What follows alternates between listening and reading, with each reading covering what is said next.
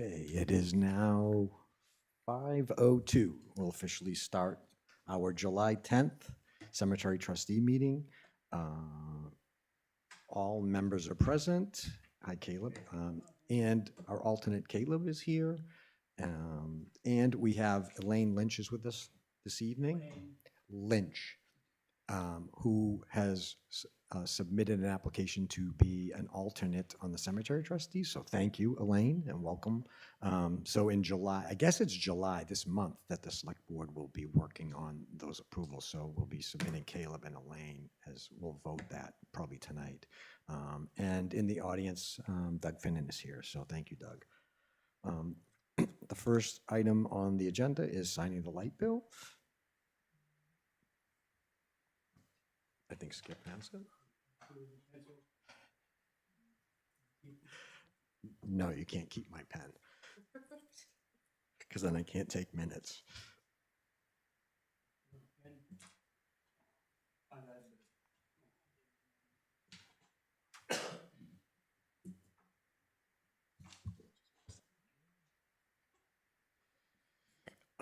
Were there any deeds, Joyce? No deeds. So signed bill. No. I don't. Yes, if you have those, thank you.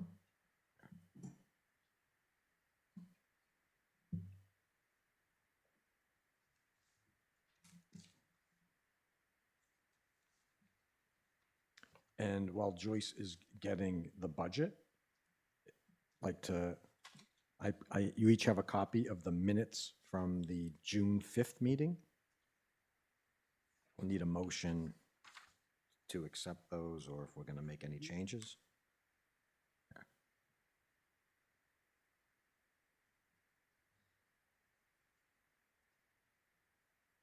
Looks good to me.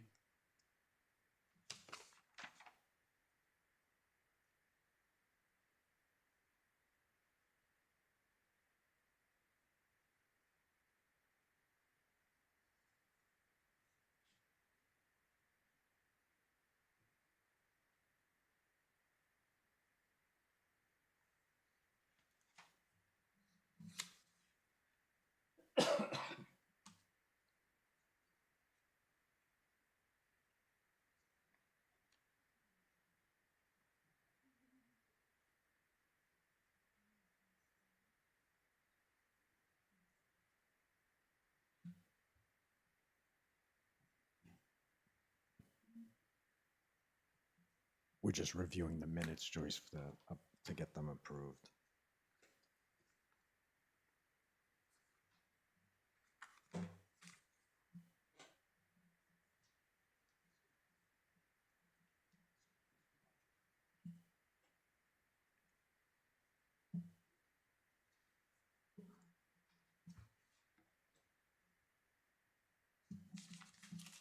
Anybody have any comments on the minutes or changes? I know Skip said he thinks they're good.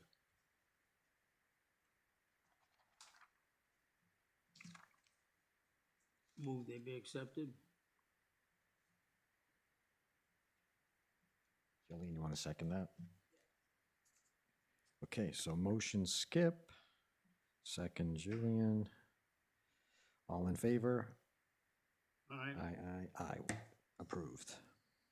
I'll remove the draft and repost it on the website when I get home.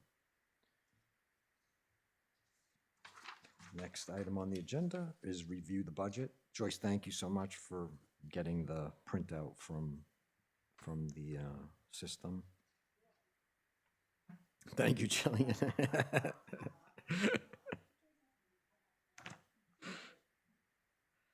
So this is through today. Oh, cool. So basically this is like a June year to date, that's halfway through the year, right?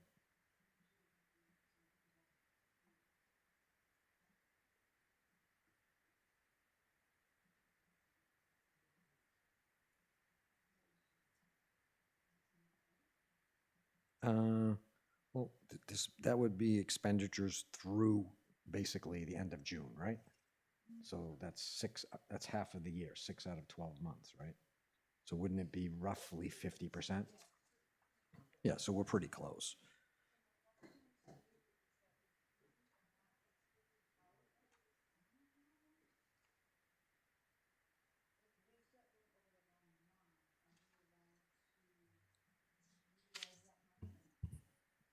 You can't go over the bottom line. We can't move the money from New Hampshire retirement to another line. But as long as you don't go over your bottom line, you're good. Yes, but I will still apply it to the appropriate line. Yes. Yeah.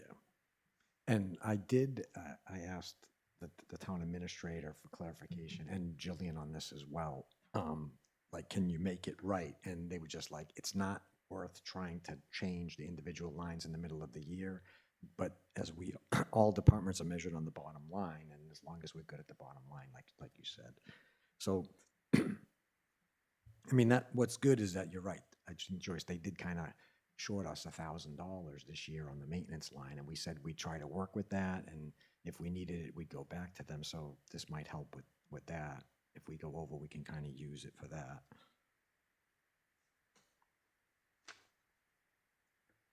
Just looking. Anything else really? Any surprises? Anything that you think that that you see coming up? Because the other thing is, I'm wondering if we're going to have some extra, because when we get to the plaque afterwards, the cost of that, the select board had told, I mean, obviously we didn't budget for that because we didn't know at the time when this would all work out and when we would have that expenditure to put a plaque. We had no idea. And at the time, I know that the chair of the select board did say they would be willing to help pay for any sort of monument or any work that we needed on that cemetery.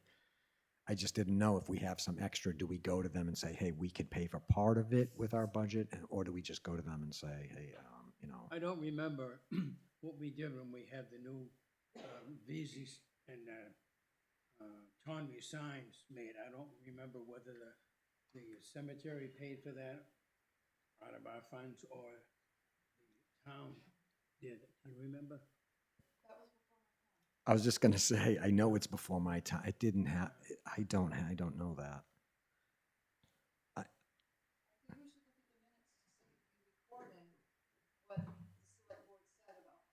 I can go back. I know, yeah, it'll be in the minutes. I know at the time that the chair did tell us when this whole Poor Farm Cemetery thing was going on, they offered to help. And it's nearly not that much money. And I guess. It's So- signage that would, like the road signs and other signs that are at the town office. So maybe we just treat it as separate. Maybe we just come up, we figure, we vote on how much, how much we will need for the plaque. And then I'll present it Tuesday to the select board and ask them for that money and see what happens. And our budget will be our budget, because just say we had no, but we did not budget that because we had no idea this was going to happen. And like I said, the understanding with the select board at the time was that they would pay for that. And I'll find it in the minutes, and I'll make sure that I have that.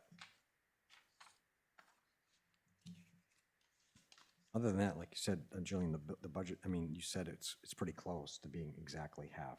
So I don't, unless there's, Joyce, anything that stands out to you as being maybe a problem, I don't see anything.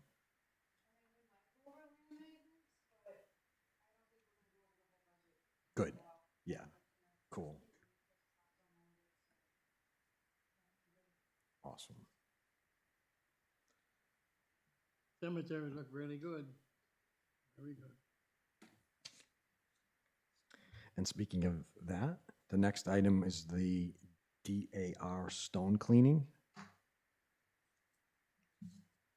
There was a nice article in the Brentwood newsletter. Yeah. Joyce, do you want to just review that? I mean, I think I know Laura was there with you and she said it went really well. And in fact, as I was preparing to leave to come to the meeting, I gave you each a copy. Laura did send an email on behalf of the Exeter chapter of the DAR to the superintendent, thanking her for all the support that this was supposed to go out during the week, I believe.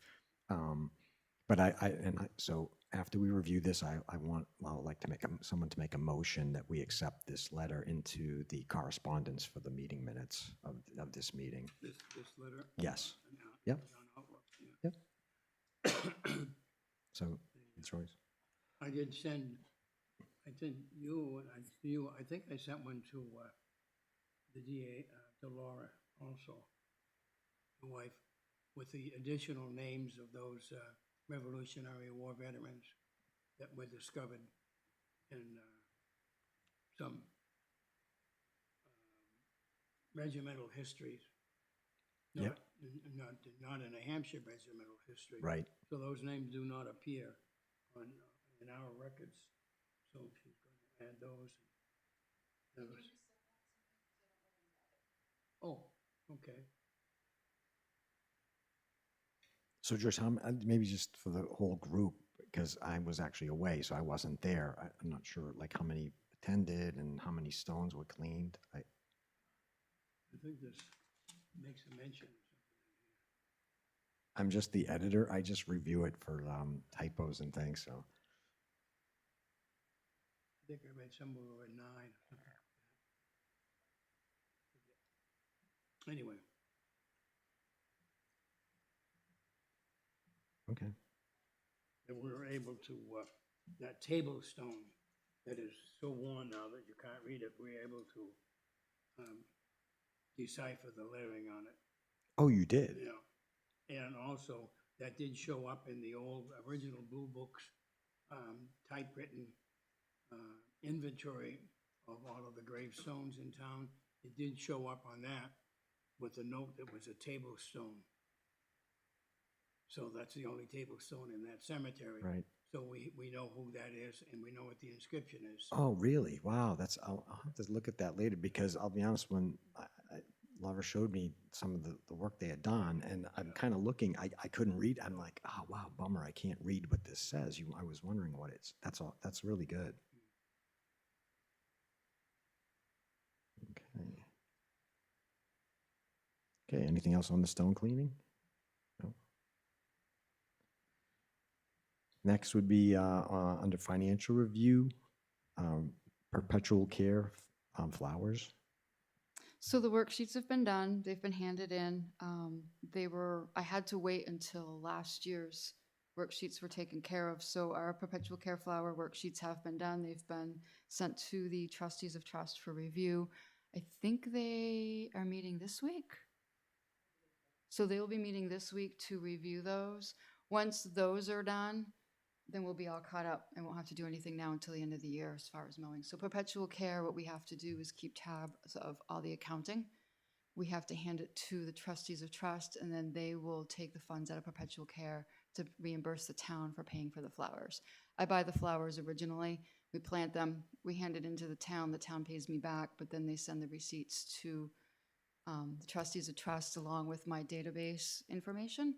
They'd send it to the fiduciary company goes through it, and then they send a check back to the town to cover the cost of the flowers. So, yeah. It's the way it works. There's not much more we can do about it. It works for everybody, and we actually, within the whole state, we're the ones that are doing it right. I actually do a state presentation with our fiduciary company, and we go and we present it to other towns, and we're like, this is how the state wants to see it done. The state actually will send people to me when they have questions like, how do you do that again? And we help them navigate that. A little background information about that trust funds, cemetery trust funds, back in the 1800s, when somebody wanted to be buried in the VZ Cemetery or any other cemeteries, they would give a certain amount of money, let's say $100 or $50, which was invested by the town as a trust fund. And that money had to stay in that trust fund. It was administered by the town. And the only money that can be dispersed from that is the capital, the interest rather. The capital always had to stay there. And over the decades and almost centuries now, the money has accumulated quite a bit all throughout the state. Many towns have hundreds of thousands of dollars money that the principal cannot be expended. So there's a process that somebody had developed recently called the CyPRES, CYPRES, by which the town could take over those trust funds, going through certain procedures, and that money could be used, the principal could be used. Yeah. Right. So that money can be used not just for that particular grave site, but for the entire cemetery. Before, it can only be used technically, legally, for that one grave site.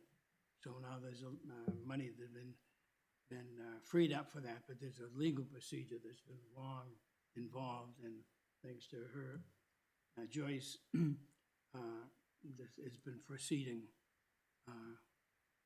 slowly through the legislative procedures. So that's what that's all about when we talk about the perpetual care trust funds. They're no longer active. So when somebody buys a lot, they pay for the lot. It's the right to be buried in that lot. They don't buy the lot. They buy the right to be buried there. And they also supply $100 or $200, whatever it is. So when you purchase a lot, it's $400. $200 is for the right to inter. $200 goes into our general cemetery maintenance fund. It's a capital reserve fund that you can use both principal and interest, and it's used for our big projects.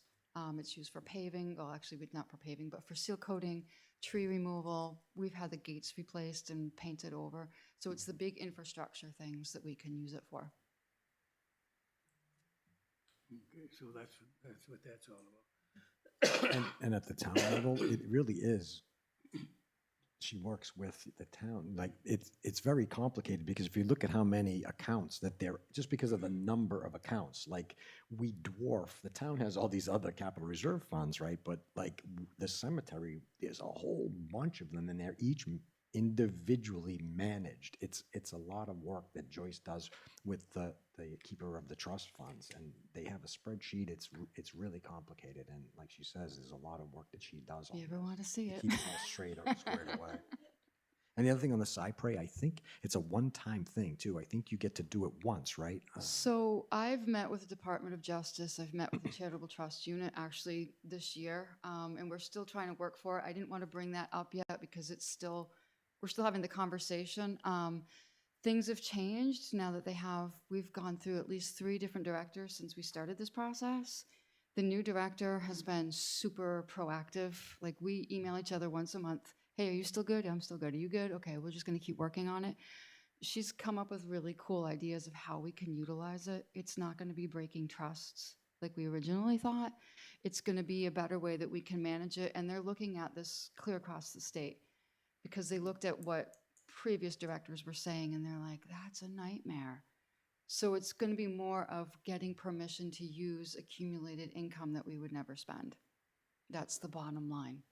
So it's something that they're still working on their end. I'm kind of keeping track with them, and once they nail down how they think it should work, then I can bring it to us and we can discuss it and see how that goes, because it's going to take a little bit of legal stuff to do it. So.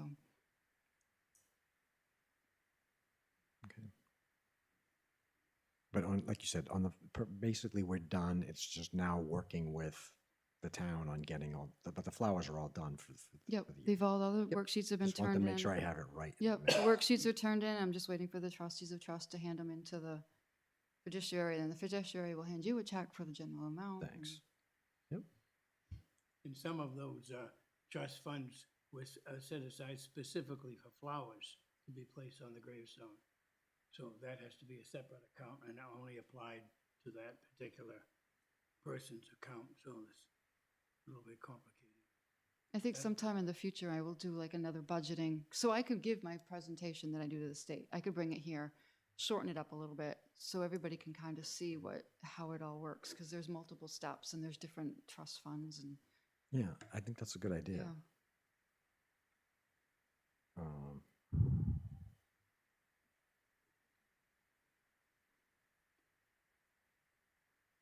I'm just making a note of that, Truce. Okay, so anything else on perpetual care? Next item is a poor farm. tax map and deed updates. Got lots. Yeah. So I talked to Cartographics. Those are the people that create our GIS maps on the town website. And the first conversation I had with them was basically they would just need GPS coordinates, which we had, maybe a picture or two, which we had, and maybe some verbal description of starting at pin X, going so many feet, turning southwest to so many feet to the next pin. He said that that should be fine. He did ask if there was an original survey, so they'd actually have delineated points from an old survey. I told him I wasn't sure. And he said, well, it might not be necessary to do the survey, but at least have a sketch, which Jim had sent me the picture, and I sent that picture to him, and at least one known boundary. And I was like, all right, we can do that. GPS coordinates were sent, sketch was sent, and I asked him about how do we get a description, and he said, well, maybe ask your attorney or ask a surveyor. So I talked to New Hampshire Land Surveyor Association. I actually talked to Craig Bailey, who is their president. They're meeting today, right now, to discuss what I asked him. There's about 300 members of the New Hampshire Land Survey Association, and he's betting that one or more of them would like to do this either reduced rate through a grant or pro bono, because this is of historical importance. He thinks it's a great project for them to get involved in because it looks good for both parties. He said that the survey would be super easy. Go out, pick up a couple points, especially where we have a known survey because the land has already been surveyed. His question was, who on the title or the deed would be the fee title owner? And we had to talk about that a lot because I didn't understand it. It would legally be who has the town owner, who has ownership of this location. It would either be the current location owner, Mr. Sanborn, or the town. He said it doesn't sound like it's a subdivision, but it's a boundary plan. And he asked me, he said, go look at what other cemeteries in the town, how they are attached to deeds and titles. I've looked at a bunch. Either they're not mentioned, or they're not on a deed title, or not at all, except for two. The Quaker Cemetery was mentioned on a title, as it just seemed like as land was passed, it was mentioned in part that there was attached to that deed the Quaker Cemetery. I don't think there was verbiage. And then the one across the street from it, it was mentioned, but more as an exception and making sure that as the subdivision moves forward, that this cemetery is noted on any further deeds. So it's never really been, neither of them have been totally deeded to anyone. They've just been mentioned on the current landowner's deed, and it gets passed with the deed. So June Little owned it. It was on her deed. She sold it to the next person. It's on their deed, just a little paragraph that says, you know, accepting and conveyance of Quaker Cemetery. I think there might have been coordinates for that. The New Hampshire Land Survey did say that we would need to have ownership of stamping. Who would be the entity working on the project and who has ownership of the project and the title? All that I kind of went, I don't know. So I actually went back to Mark and Glenn in the planning board. Mark said that there's RSA 472:4, which basically says that there has to be a mutual acceptance of the boundary line between us and the current landowner. That we would need to have 4 corner markers, probably done by a viable survey, and it would be between us and George, and then it would be George either gifting or giving that town to the town of Brentwood. That's the first option. The second one, which was easiest and probably the one that we highly recommended, would be that the location again would be surveyed for real, 4 corner markers, and it would be recorded on George's deed, not giving the property to the town of Brentwood, but instead noting it on George's deed forevermore. You still need the 4 corner markers with the appropriate verbiage, meaning starting at pin X, you go 500 feet west, pin 2, going whatever. Easiest and cheapest, but we would need to have legal in on it, and we would need to have the real points from the survey. But Mark said if we did that, it would only be $15 to file that amended whatever to the deed with the Registry of Deeds. So it would probably be maybe an hour of legal just to review everything. So I think where it's standing, Cartographics said, you know what? Let Land Survey association, have their meetings, see what they say. If you can get some surveyors to do it either with a grant, pro bono, or however, then let them come out and survey it, and then discuss, how do you think the landowner will want to approach it? Will he want to gift the land to us, or will he just want to have an amendment on his deed title? And that's kind of where they left it. They kind of threw it back to us to throw it back to the land surveyor. So right now, I think it's just waiting to see what New Hampshire land surveyors say. If they can do it, great. And then it's another thing to take to legal and say, hey, we have this situation. These are our two options. Let's pull George and Linda in, those are the landowners, and say, here's what we could do. And then agree as a team with everybody involved. How would you like to proceed? I mean, that's my thought. Are you familiar with this town farm cemetery we're talking about? I read about it. Okay, all right. So now- basically what we want to do is we want to get this location on something forevermore so that it doesn't happen again. We'd like to have hard points so that if somebody goes and says, where is it? You know, if they can find it, not that they can go out there without permission, but also whoever, I mean, George and Linda aren't going to be around forever. The next owner, they should have on their deed, it says you have a cemetery on your property. It's not yours, but it's on your property, just to be aware, so it's not lost. Illegally, the cemetery plot belongs to the descendants of whoever is buried there, even if it's in your backyard or whatever it is. They have a right to access with the RSA, say, with the permission to cross over the landowner's property to get to it. So that they have to ask for permission to go over the private property, but that land now is no longer part of that person's property. So there's a lot of little technicalities that have to be worked out. How, So that's where we are now. It's been How- a long, tedious battle and a lot of work done by Joyce and coordination with the state people and God and everybody. how does the, we declared it an abandoned cemetery. We went through all the state regulations and we had our meetings, the select board voted, and we declared it an abandoned cemetery. So how Right. does that tie into this whole process? Because I thought that once it was declared an abandoned cemetery, that the town owns it. I thought, and that that this was about, okay, how do we now make sure that we clearly delineate what we accepted or what we declared an abandoned cemetery, which is the markers that we put into the ground, and we have the GPS coordinates. And the landowner was kind of there when we did it. Anyways, I'm just confused on, we declared it an abandoned cemetery, and now someone's telling you, well, the owner has to gift it to us, but I don't understand. That seems to be a, legal procedure for having it declared an abandoned cemetery. and we Very complete, specific process. we completed that though. But I think to be able to delineate it, from what I'm hearing, is that there's two options. I don't think, we did claim it as ours, but I wonder if, I think it's a legal question.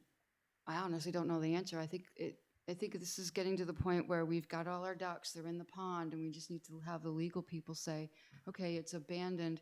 And they might just be like, oh yeah, it's abandoned, this is what you do. It Okay, might take the that's- pressure off that's- us as to like what to do, but I think, That's the only part of this I didn't hear.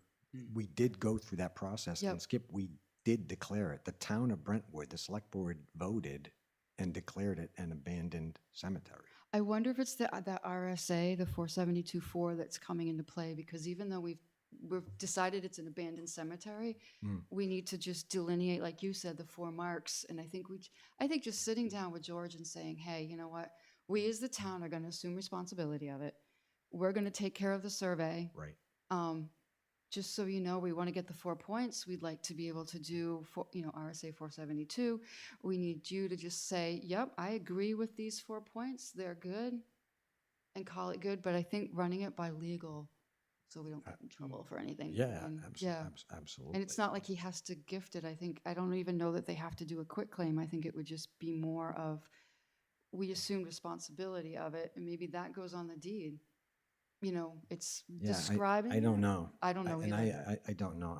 The only other thing that I would add is that there are other cemeteries in town that on the GIS map, you know, in the corner of somebody's property, there'll Right. be a little square, and it says town owner, Town of Brentwood, and it'll have like a description. It'll say whatever, Quaker Cemetery or whatever. This name, the name. I created a list, and I have it. I started going through every cemetery that was in the book. Is it in the GIS or not? I never finished it, but there's definitely a lot of them that are already on the GIS, but Yeah. there's some that are not. But the ones that are on the GIS all seem to have in common, you know, they're on there. You can see the shape, Yep. the actual area, and it has as the owner the town. It says Town of Brentwood, and So then in the description it has the kind of the name of the cemetery. that was a collaboration between the cemetery trustees at the time and the town assessor, because he was looking at that list as well. And like, I sat down with him and he's like, okay, the owners are the descendants, but if someone has a question to clarify things, Right. can we put the town of Brentwood as the owner? And I think we decided at a meeting that yes, that's what we wanted on all those cemeteries that are out there. We wanted town of Brentwood. Okay. Do you know how we got those on the GIS maps? I'm guessing that when somebody, the deed passed from one person to another, somebody purchased it, there might have been some wording in there, and then somebody said, we better put that on the map, but I'm not 100% sure. Not in my time. And maybe that's just something good, Joyce, to have, make sure you let these folks know that we did go through that process, and I can get you the date of when the select board voted it if you need that. But just make sure they know that the town did vote and declared it an abandoned I cemetery. think that's okay. And he brought up descendants, but as we know, there are no known descendants. So Right. there's no one who's going, and we had the meetings, no one came forward. So there are no known descendants who have permit access, like you were quoting the RSA about, yeah, descendants have think there was- rights, but there are no descendants. I think there was some wording in that process that said that there had to be a publication in the local newspaper. We did That that, did. Yeah, I we- mean, there is a procedure. that absolutely. follow. I think this is more just like delineating the lines. We want to make sure that legally they will stand, and I think having that mutual agreement and just letting George know, like, hey, by the way, we've got surveyors coming out. We're going to call these the right lines. We're going to draw this on there. Are you Absolutely. okay with this? Yeah, yeah, yeah, I'm sure he's going to be like, or whatever you want to do. yeah. And I think it's just more doing the clarification. It would be interesting to see how those other cemeteries were put on the maps, though. Yeah, And I think it might be maybe the next meeting, we see if the town assessor can come in. okay. Because I think he has a lot to do with how this works. And we can ask him, so does he work just for our town or does he work for other towns? Hmm.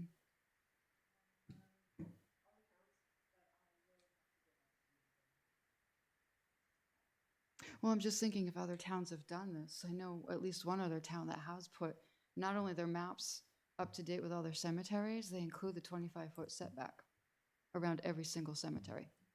Is 25 feet? It is 25 feet. And I will try to see if I can find out how they did that. I thought it was 50, No, it's 25 feet. even for new cemeteries. Mm-hmm. So, but yeah, I think you're right. I think I will go back and let them know that it wasn't Yeah, just make sure abandonment. they're aware of that. Yeah, and they might have And people, that there's no descendants. Yeah. You may have already told them that. Because Yeah. again, that would change things, right? If there were known descendants, those people may have legal rights. So just make sure they know that, because there are no known Right. descendants. for 300 members of that association, there might be somebody there that goes, I've done Yeah, that before, we'll do it exactly. again. Yep, So yep. it'll be interesting to see what they say, but I will definitely tell them. Yeah, and if there's anything they need from us, I mean, we can get Yeah. them that. And I know we had even talked about, do we want to maybe make it a little more square? Remember we talked about that? Yeah. And I would take their advice because the state told us roughly where it was. Right. And so, we know roughly where it is, but if they want to slightly, remember we kind of talked about just make sure they do not go past onto the other guy's property, because that we know it's not on the other guy's property. So don't make this way more complicated. Make sure we stay inside the boundary of the existing landowner's property. And it might be nice with the official survey that they'll be able to pull that line and they'll Right. say, can you come in 25 feet? Correct. All that. Correct. So I think it's just, I think the Correct. survey at least will Yeah, clean it yeah, up. yeah, Yeah. yeah. And And we'll figure out the other legal stuff later. Oh my gosh, thank you. That's a really good update. Since we're on that part of it too, I did see Wayne and asked him about the loam. He's tried a couple times to go down and get out, just drive out to the location, and George has got his tractors all over the place out there, and it's been too hot. So he said if we can wait till fall, he will coordinate with us. We'll do a work day when it's not so hot and buggy. I got no problem. I don't think any of us want to go out there raking and planting seeds in the middle of the summer, so no, the deer flies would kill us anyways. I'm on Wayne's team on this one. And that would be Wait till fall. appropriate time to dedicate the plaque and have a little cemetery. Do it all at once. Loving it. Yeah. Good, and that was a good lead into the next item, which is review the quote for the marker. I didn't print out for everybody, but basically, first of all, thank you, Skip. Joyce, you know, he found a typo, which again, so the word abandoned, if you look at what we submitted, there were 2 Ds in it, and there's only 1 D. But the good thing is that we haven't had it made yet, so we could correct our mistake and get it done. It's better than if he caught it at the day when we were doing the dedication and it was on the rock. It would be a little. I would suggest too, just for other people to comment, to have the Brentwood Poor Farm Cemetery at the top rather than at the bottom. I don't know, that's just me, but to have the title cemetery at the top. Brentwood Poor Farm Cemetery, 1841, 1868. Have that at the top, maybe in a different lettering or something. Yeah. Okay. A little bigger. Did we make this? Did we make this or did they make this? I don't even. This was from Mortensen. Yep. Yeah. So yeah, maybe that I like. To Doug. Yeah, I was gonna say. I mean, as long as everyone else, I kind of like Skip's idea. Joyce, Jillian, Caleb, do you guys think the same thing? To I move kind to of the like. top. Do you To- see the picture? So he's saying, Doug, he's saying if we take the Brentwood Poor Farm Cemetery in the 1841 to 1868, kind of bring it to the top and maybe somehow delineate, yeah, different font just to kind of make it stick a little more. And then kind of I kind of like that. I do. Yeah. You guys too? Motion. I guess you. Yes, abandoned has 1 D, please.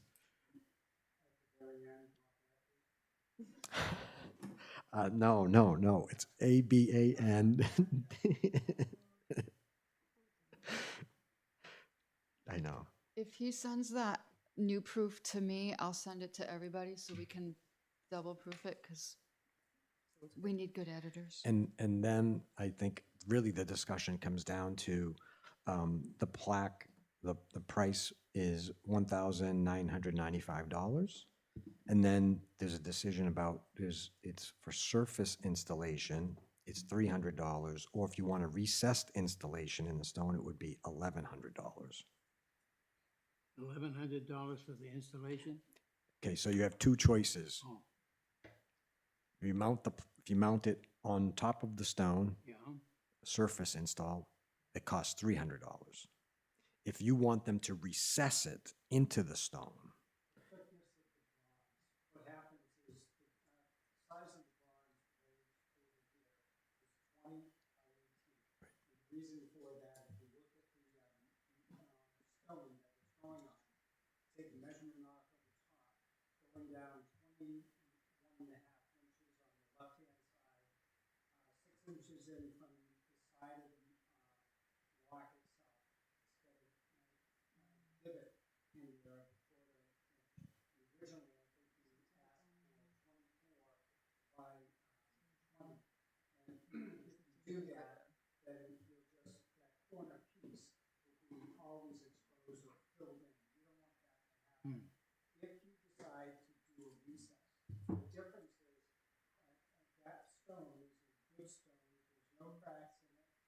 You can place it on top. And what happens is on the back of the plaque itself, instead of 4 spots, there's screws that screwed into the bronze itself. You drill into the stone. You use epoxy to set it on top. And this is a surface mount.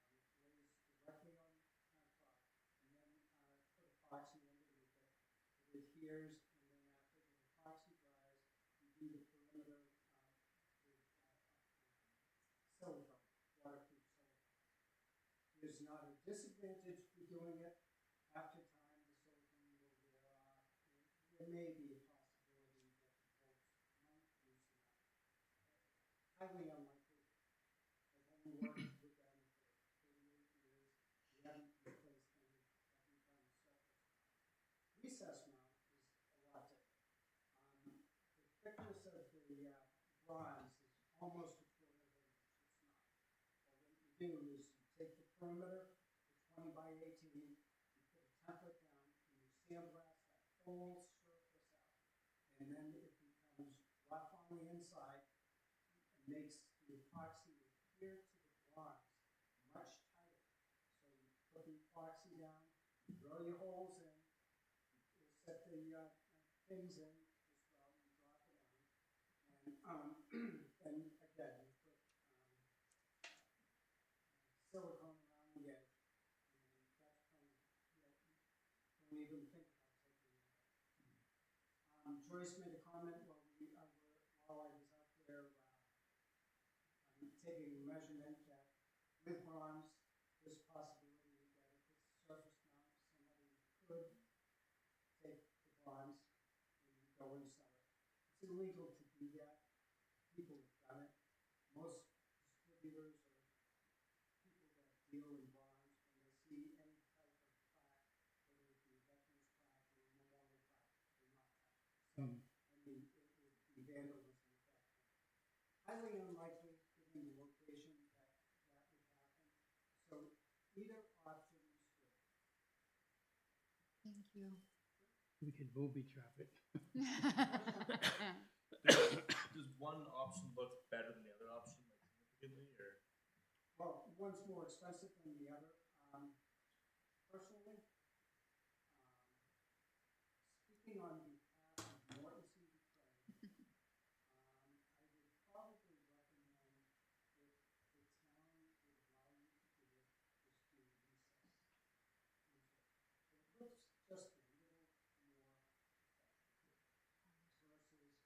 coming off the boulder or the rock, and it's up quarter of an inch. You know, the world's funny. You don't know who's going to be out there with a Yeah. screwdriver or whatever the situation is. But for looks, you know, in the long scheme of things, it could look a lot better, be permanent, whatever. You never be filthy, but any time you do a memorial, it would look. I think that the town owes those people the decent marker in all these years that they've been neglected, so I have no problem with recommending the finest thing that we can do for them. We've done a lot of installations that way. Again, speaking on behalf of Mortensen Ukraine, I am retired as of January. I have worked a couple of times, but full disclosure, my brother-in-law owns the company. He does an excellent job. He does a number of towns in this area as far as memorials, but he did the one over at the Cemetary Trustees.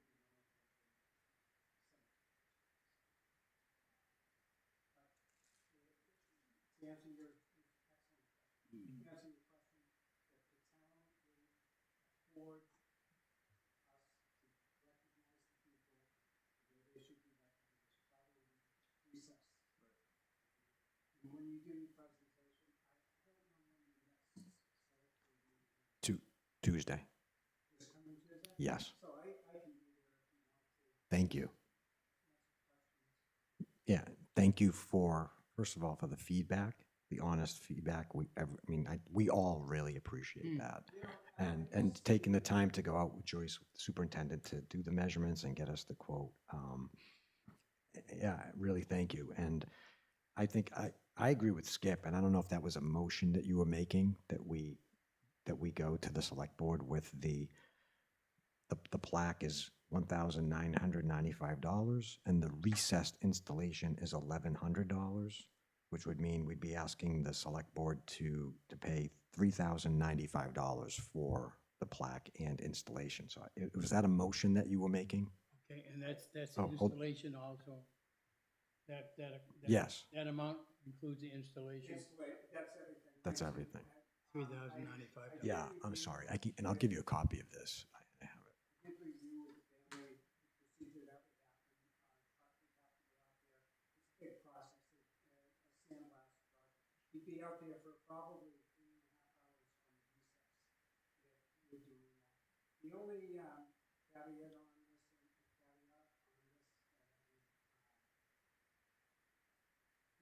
the thing I foresee is the select board may, and we anticipate that the select board's going to be heavily involved. And I would probably reach out to one or two other monument dealers quickly. They should be able to get back to you. I know Who is it? my brother-in-law, I know he wasn't the quickest, but if you reach out to Lisa, she's a wonderful person. She should be able to give you a report. Her husband does the installation, he does a fine job, but I anticipate that's exactly what the select board's going to do. So I have asked other monument companies and nobody got back to me. And you know something, Ask them Joyce? again. If you can go to try again, Yep. and if we don't hear back, I will say that to the select board on Tuesday. They usually Um, look for 3 quotes. Yep. But if no one responds to her, I mean, we can just say, we sent requests to, she can let me know, 5. These are who we'll just put that together. We'll put, you can let me know who you sent the request to, and we only heard back from 1, and this is what we got. Okay, I will do that. No, thank you. So, Caleb, Running in the corridors. take care. I'll make note that Caleb left at 5:48. Sure, please.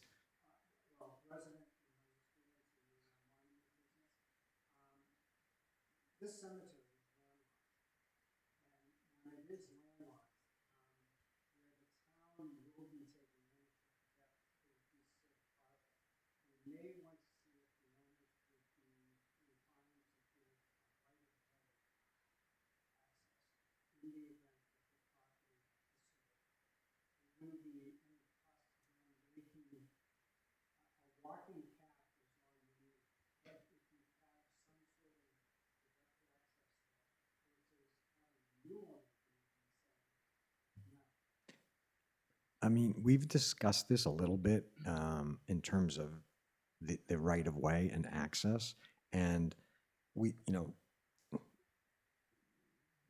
since there are no known descendants, we really don't see the scenario where anyone other than us is going to have to go out there, and we would be going out there to do just basically the cleaning and upkeep, that type of thing. And I know with the current owners, it's going to be okay. And I can't foresee in the future someone saying, no, you cemetery trustees or your superintendent cannot come out here.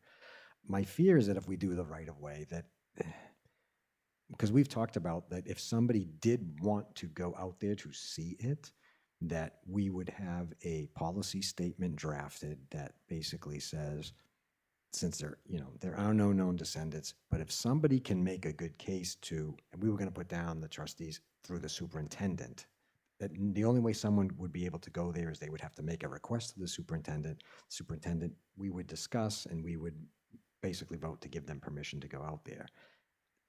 Again, I think because there's no descendants, it's going to be really a rare situation where anyone's going to go out there other than the superintendent or us to do the cleaning. Yeah, no, and again, I really appreciate the feedback. I think too, because the way the land is, like right in their driveway is actually their neighbors. Correct. So I think establishing the right of way might be kind of like, I don't even know where you would put it. And as of today, as we, New Hampshire, if it's not posted, you can walk on it. So, and right now, I don't believe there's any postings anywhere, because as we were working out there, we saw people walking, horseback riding. They were out there. Yeah, yeah. So I guess, I mean, I don't think we need to deal with the complexity of a right of way because of, like I said, yeah, It would have, Yeah. probably have to be surveyed if we did that too. Yep. Yeah, Yeah, and I don't know the intricacies Yeah. of yeah. doing something Right. like that. Yeah. but I do know I think we do, there is an RSA that says I'm not sure whether it says descendants have a right to access the property. does. With the, permission, or at least with the owner of the property, determining how they get there, so. you know. I don't remember the exact words, but it definitely mentions descendant. Yeah. It definitely mentions descendant. It might be, while we have nothing else to do sometime or other, maybe add that to our rules and regulations, dealing with the other abandoned cemetery or the private cemeteries or whatever in town. One of the rules and regulations stipulating that code in the RSA that the descendants have a right to visit with the permission of a notification of the trustees of the cemetery, but maybe there should be a paragraph in there, maybe even with some kind of a form. I don't know if we want to get involved in that or not, but that would be a simple thing that would address anybody wanting to know if they can access. Well, Somebody, the historical for- society. I think Might I- say, we want to go and take a look at it. I think for sure on this Poor Farm Cemetery, we had talked about, and I think it will be wise for us to have a policy statement. I don't think it needs to be in the rules and regulations, since. It's already state law and that supersedes everything. Correct. But I do think there should be a policy statement that we kind of have in our back pocket in case someone does come forward saying, hey, I heard about this Poor Farm Cemetery in the newsletter or wherever, right? And I'd like to see it. We can always fall back on, well, you need to, justify this with the superintendent and the trustees. And if it's just because somebody wants to go out there and take pictures, or, I don't know, ghost hunters, or I don't know, who knows, right? We can always say yes, or we can say no. And I think it's good that we do a policy statement like that. Now, if there's other cemeteries in town where we have this same issue, I guess we could address it at that time too. And I think what we would just do, I mean, I think definitely for the Poor Farm, because it is a little bit different. Yeah. But I think for all those other ones, we've got legal from state that supersede everything. So if anybody Correct. asks, we just pull the state RSA. We don't have to Yeah. recreate the wheel. Thanks, Yeah. Joyce. I kind of agree with that. I do have a request that if I'm going to get more quotes, can we wait until not Tuesday, Yes. but the next week to do? Absolutely. Because I have some other things I was Absolutely. thinking too. I want to go look and see how much is in the general cemetery maintenance fund. Because in case they say, well, can you pony up half? That was why when you brought the budget, I agree. There's no rush. There's no rush for us to do They'd this. rather do it in the fall, right? Do the recessed? No, temperature is important, Okay. the cooler the water, the longer the epoxy takes to dry. Okay. well, they meet every other week. So if Okay. we don't do it on Tuesday, it would be It like, actually, If a decision is made in the next few weeks, Yep. you've got August, beginning of September. Perfect. so If we're into October, temperature, great, have a good Indian summer, great. fine. Okay. Rick is, my brother-in-law is very on top of those type of things. He's a little nutty on that. He's a little nutty on that, so as soon as the temperature changes, you might want it. That's NUTTY. Get my phone. so the next select board meeting, if you don't go to the one on the 15th, Yep. August 5th is National Night Out, so I'm not sure what the board's that going to gonna do for happen? that. So it probably wouldn't be until August 19th. Perfect. Okay, It gives us lots of time to get our ducks in the pond. great. Send me a reminder when that. Oh, absolutely. So back to, I think though, why don't, if you were willing to make the motion for the $3,095, Jillian, if you want, if you agree with that, because I think we should vote this, get right now, and that we would expend this money. Now, again, I'm assuming here, if she comes back with a quote that's less, we can always revisit this and vote for the cheaper one. But if we vote to do this, at least we can get, Joyce, we can start preparing what we're gonna say to the select board, rather than, because what I'm afraid of is that if we wait too long, then we have to come back and vote to expend them, to go and ask permission. So I think it's important that if you agree, we'll vote, maybe your motion is to expend up to $3,095 for a bronze plaque with recessed installation. That way, like I said, if we vote this tonight, if she came back with a quote that was cheaper, we're good. We're good. Does that make sense to everybody? So we have a motion from Skip to ask this request from the select board up to $3,095 for the plaque with recessed installation. Second, Jillian, all in favor? Aye. No one opposed. Okay, awesome. So, Yeah. Joyce, that'll be good. And Doug, thank you again, for your help and assistance.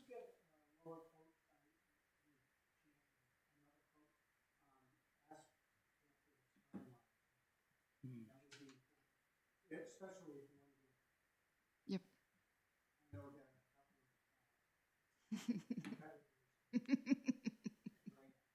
couple of I know who you mean. Okay. Thank you, Next, Doug. next is the final cleanup and plantings. I guess, is that what you mentioned earlier about we'll just wait, right? Yep, wait till Because, fall. yep. We'll wait till fall. Okay. Next, the future Newtown Cemetery. Honestly, I have not heard anything, I have no updates from Rob on the process of where they are at on getting the land donated to the town of Brentwood. All I have here is that I sent a letter to the town planner after our last meeting. I just wanted to make sure that he knew, like, let's hold off until we meet again, discuss exactly what we want to say to the town of Kingston. And I went and spoke to the town planner right after the day of this letter, and he was okay with that. And he said, yeah, whenever, just take whatever you're gonna do, have it go through the select board, kind of what Joyce had explained to us. And then I have down the short-term and long-term planning with the town of Brentwood and Kingston. I know, at the last meeting, and Joyce, you had sent us an email. I know it was BCC, but we all got it.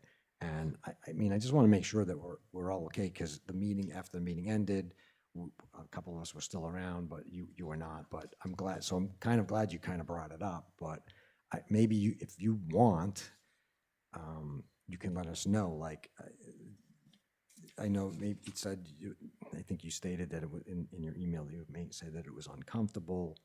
And I guess I want to make sure I understand that if there was something that was said or the way it was done that made you feel uncomfortable, I'd like to know about it. I feel that I brought information to the meeting and it was a little argumentative, what I brought. I was just telling you what was told to me from Kingston. I saw that this kind of got stalled. I think that each of us is doing a project for the cemetery. Skip is doing awesome for our historical stuff. Jillian's keeping us going financially. Jim, you and I are working on the other two projects. We have more financial stuff, and I just felt like it had stalled out. And I wanted to just touch base with Kingston, because think of it had been them coming to us saying, hey, we want to put a cemetery here. I just was telling you what Kingston told me, and I felt a little bit like I was being the punished puppy for doing something good. I have no problem. Let's move forward with the projects. I'd like to see what happens. I'd love to see the conversation between Kingston and Brentwood. But I also think that we need to be fair with each other, that we're all doing projects that, yes, I went and did all this other stuff with cartographics, but I am surely going to be like, and sometimes I forget, include everybody. This is what happened. This is what's said. I will bring it to the meeting. I mean, obviously, my book has got Post-it notes that I'm bringing stuff to you. I don't want to ever withhold information. Sometimes I have to wait, like the whole Cypre thing, because I don't feel like I can bring that because I don't have everything. I mean, I came tonight and I went, oh yeah, I forgot to add that we did the abandonment process. So I think having the conversations, being diplomatic, that's my only point. That was all. I just felt like I was being a little bit, I don't know, dismissed, or Okay. that the information that I was bringing wasn't from me personally. It was from another town letting me know their thoughts.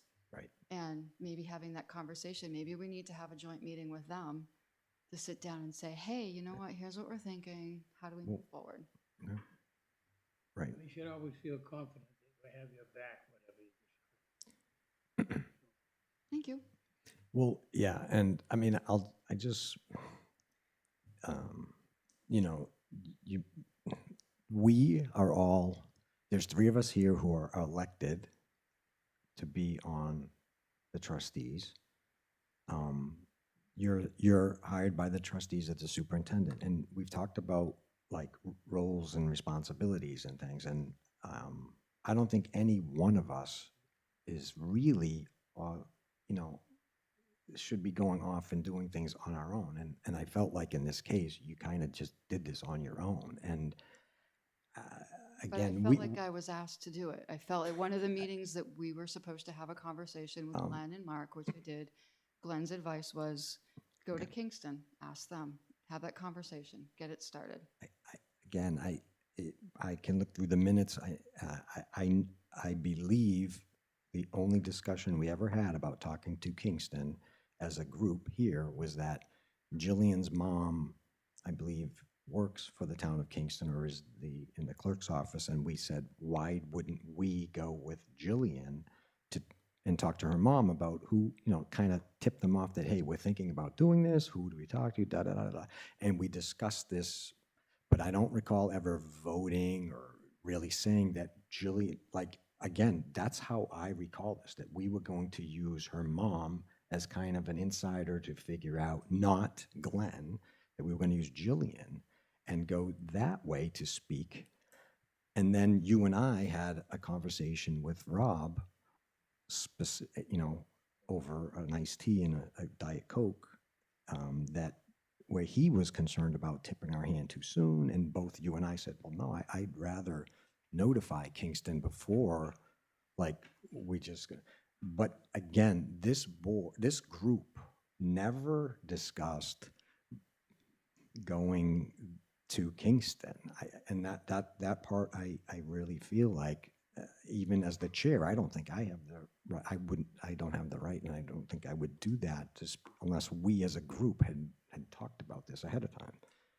And you also made the comment that the situation may or may not have been going in the wrong direction, so you took it upon yourself to look into the situation. And I'm just curious of what part of this was going in the wrong direction, because I mean, we've discussed this thing, and we had, you know, we voted to accept that property. It was, and I don't remember when they were here and we voted that there was really any negative comments about the property itself. And it was definitely known at that time that one parcel was physically in Brentwood and one was physically in Kingston. So again, I guess I don't understand what you saw as going in the wrong direction that made this suddenly have to happen.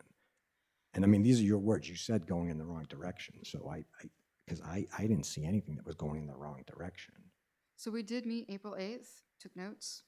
I said at that meeting, my big concern was that we needed to contact Kingston.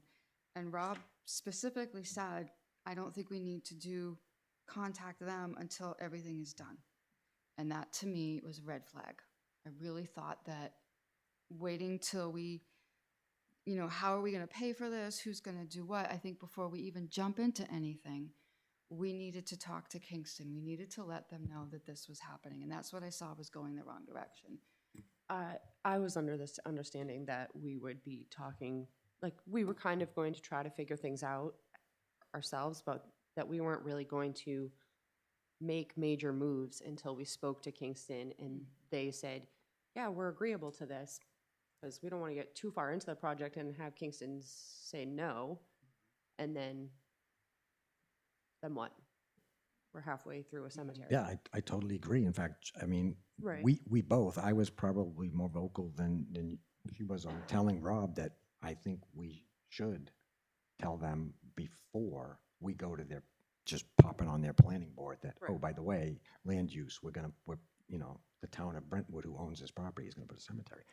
But again, my point here is just, I don't recall, I didn't think we were at the point that we were ready to do that, or it required that at that time. And I'm just trying, that's why I believe that it became an uncomfortable meeting, because for sure, I was like, I didn't have any awareness that this was going on or had happened, or that we had taken that we had decided to, let's go now. Like I said, I thought we were going with you. Your mom works there, and we were gonna utilize her to kind of like feel this out. That's all. So, and that never, I don't recall how, like, what happened. Like, how did we just throw that to the wind that we were going to, like, you didn't go, you didn't talk to Kingston, did you? No. Did you know that she was going to talk to Kingston? Ahead of time, no. Yeah. So, and I don't want to belabor this much, but I think that's why it got the way it was. And this, I don't think this is the first time that this is, we've discussed this before, but I believe strongly that we have roles and responsibilities here. And I know that maybe in the past with other trustees or other people who are elected as trustees or chairs that think they weren't doing anything, and, it required the superintendent to do all of the work, the trustee work and the superintendent work. But at least the 2 years that I've been chair, and I've been involved now 3 years, I don't think we have that situation. So I think we just need to work better, again, in terms of roles and responsibilities of what trustees do and what the superintendent does, and that we all work together here, that it's not a one-person show. And the last thing I just want to make sure, because you make a comment about not being included going forward in this project, and I hope that that's not the case, because I believe the trustees are going to need the help of the superintendent on this, and I think your opinion and your guidance, especially once we get to the point where we're laying out a new cemetery, is going to be very important. So Okay. I really hope that that's not the case, and you will work with us on this. And again, if there's something that I said that made it feel uncomfortable, I apologize for that. I just was really, like I said, I was just surprised. And anyways, I think that's enough, unless you have something else to say. Nope, I'm good. Okay. Anyway, I'll understand everybody involved here has goodwill toward this, and we're all working together, and we ruffle each other's feathers once in a while. Thank you, Skip. It's okay, I don't know. We're all intent on doing the best thing and working together for whatever problems we have. Thank you. I totally agree. The only other thing I have is, and I know it's related, but it's not the only reason why. We had talked about when we updated the rules and regulations for the cemetery, because it hadn't been done in quite some time, and it takes a lot of effort.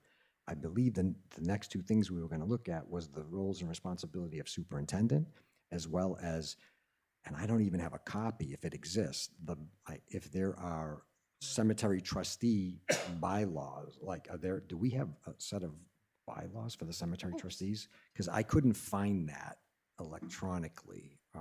Because I'm thinking those two things we should look at and review. I know, like the superintendent one, there may be things that have changed, because I'm not sure when I did have a copy of it. I sent it all to you, the latest one that I had anyways. Where is it? I don't think we ever proposed that officially. I think we just said the person who was doing all the work, digging, overseeing the digging of the graves and mowing the lawn and making contact with the undertakers and everything else, that kind of fell on the person who was was redesignated the superintendent. We created that out of thin air. Right, And the same thing with the clerk. right. We just said we need somebody who we'll take the minutes and we'll see that the bills are paid and everything else, so I don't think we ever formalized those positions. Well, yeah. Yes, thank you. So shame on us for not doing it, my apologies. I think because Joe was a trustee before you, he was supposed to bring back the book, which Doug helped create the book. So this is the only book outside of mine that's in existence. That's probably what you should have gotten. My apologies that you didn't. I think we were waiting for Joe to bring his back and he did. I've updated mine a lot. Mine is in a purple binder that's probably about that thick, but I have like a lot more stuff. Do you think Dave has this? Do you think Dave Mentor has one? Maybe. I could ask him. Yeah. I definitely don't have this, thank you. And I almost feel afraid to take it. Yeah, I think it's just, it just didn't get past. Because you know what, I think I'll leave this here. I'll talk to Dave. Because if this Okay. is the only one you have left, I don't want to like take it. And it might be though that let's do responsibilities today, but I think that probably, I would love to do a winter work. Let's do a winter workshop that we come in and we take my purple binder, it's huge, and go through it and say, keep, destroy, get rid of, because Okay. I've updated perpetual care account information to get the binder up to speed. That's bare bones. It's got just about everything, including all our forms, which you helped create. We've created more. I think we need to update it. Yeah, no. And Slowly. thanks, because you read my mind, because the one thing in the roles and responsibilities of the superintendent, it refers to see the clerk's job description. And I looked through my notes and I'm like, I don't have that. And thank you. Yeah, Joyce found a it's copy because of it. Yeah, and that's shame on us.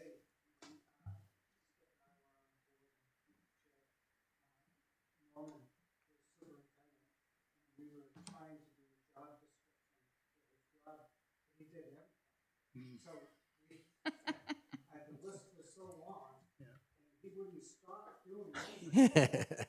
So we just sort of let him go. And Hasn't changed. fortunately, somebody has taken that position over and filled those shoes Right, unbelievably well. right, And, right. If anybody could put the job description together, that would be excellent for the next person. And she has been the first one to tell us that, like, the importance of documenting this stuff, right? Do you guys want a Because cookie? just for that reason. And I mean, we don't have to do this evening. I mean, for one thing, I'm just seeing the clerk bookkeeper job description for the first time right now. And I mean, today, as we know, Joyce does both. We don't have, and in fact, I believe the budget last year, there was a stipend for the clerk that was being routed to the superintendent because she's doing both jobs. And so what we voted last year is we updated the budget to just make the salary of the superintendent include that amount. So it's built, there's no more. We left $1 stipend in case in the future we want to have we have a separate superintendent and a clerk, we could go back and do it that way. But for the time being, and hopefully for quite some time going forward, we'll have Joyce being the superintendent and the clerk. So we rolled it all into one. But it probably makes sense that to keep them both separate in case, just to give flexibility to future trustees and future superintendents, and if they had clerks, they can do it that way. But so again, Joyce, I was just saying, like, how much of this we want to review this evening. I'd leave that up to we're at 6:15. So if there's some of this that you already know that is wrong and needs to be updated, I know what I emailed all of you, I have in Microsoft Word. So anything that we do, I can, like we did with the rules and regulations, we have it in an electronic format that's easy to update and maintain and keep versions and things like that.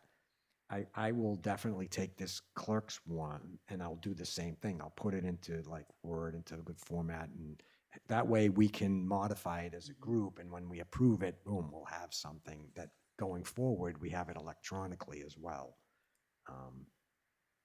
So actually what you have in front of you is one that I took out of that book and really sat down during the winter and thought about starting in January, what do I do?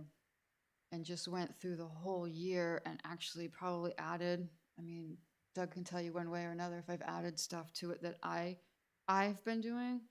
So it might change for the next person. But basically I added on to what was in the book that was handed to us. Kind of like what I saw, what I do every year. So I mean, you guys are welcome to go through it. You have questions. I mean, we can do That's- this again another So day. the document you're, so the current, the roles and responsibilities, superintendent summaries, that's that's the one you're saying you went through, and I'm confused. Is that? I don't know why I don't have all the pages here. I'm not sure what happened. I don't have all the pages here. That's why. That's on me. Yeah, the one that was emailed is probably the one that I've been working on.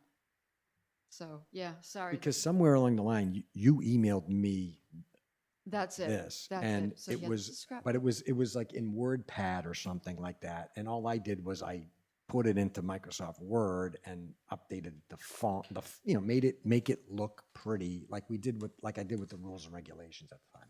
So this is basically the document that you gave me, Yep, that you that I've been working on. emailed me, Yep. and just put it in a format that we could, if there's anything that needs to be changed or reviewed.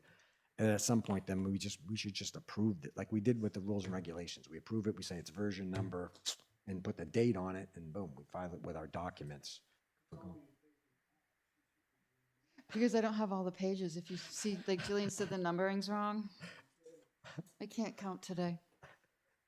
Anyways, It's in an email. I can send it to you. Now that the highway department is not doing, yeah, and see, so it's things like that. So why don't we just say that I'll put this into a Word format, and then I'll email both of the documents that I have, that I've gotten now from you, and Yep. say, okay, Review this will be something that we work on getting these updated.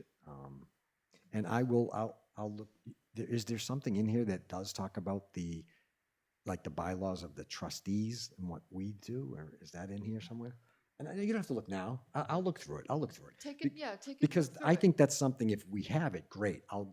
We should review that and make sure that's up to date. And if we don't, we probably should come up with one, because I know when I got on the budget committee, they definitely handed me, there's like bylaws of what they do, and there's like what the chairman's responsible for, da-di-da-di-da, right? Like, and I believe Laura told me they have one, Historic Society, they have a kind of a document like that too. Most groups do. So I think that's kind of a goal that we should have, is to get all those documents updated like we did the rules and regs. Mhm. And like I said, we don't have to do this tonight, but I will take the items. I'll get both of these. One of them's already done. I'll get the other one updated in a good format electronically, and then email it to the group for us to look at next time. Perfect. All right.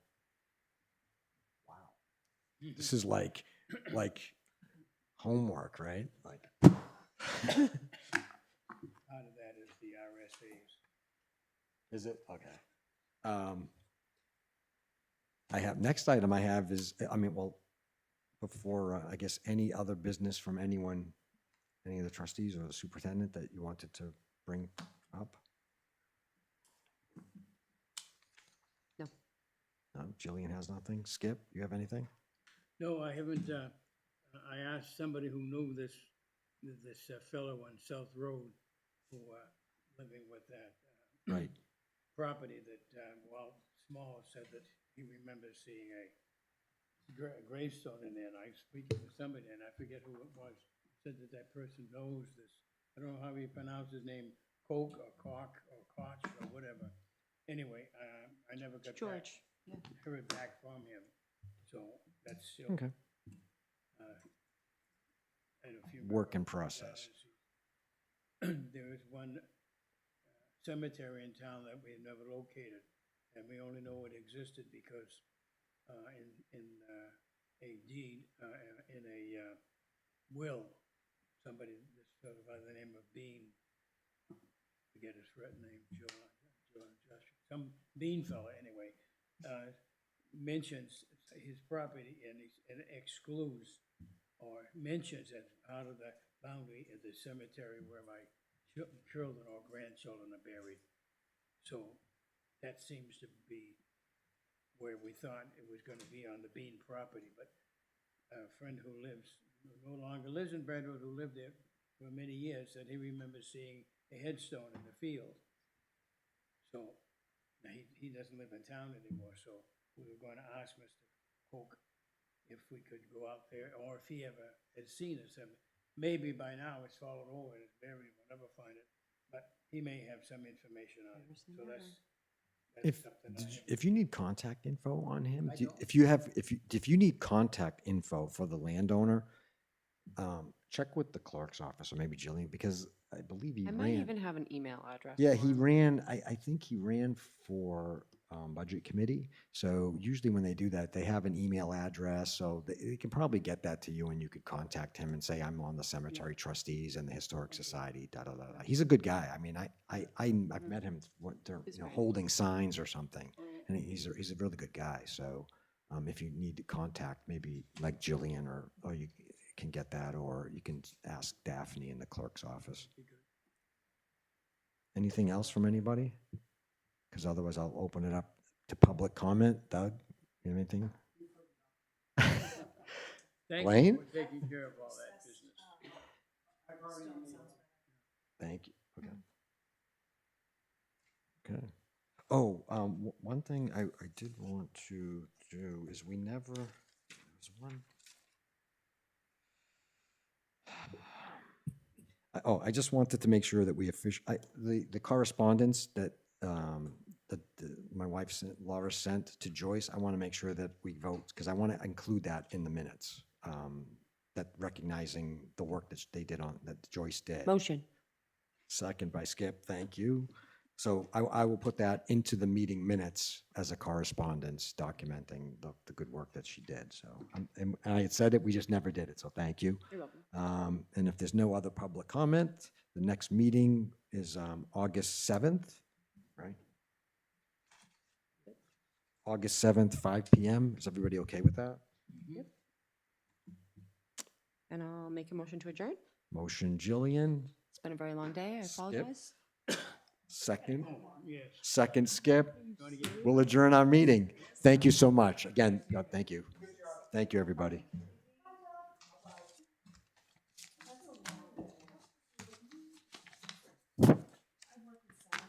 And machine stopped.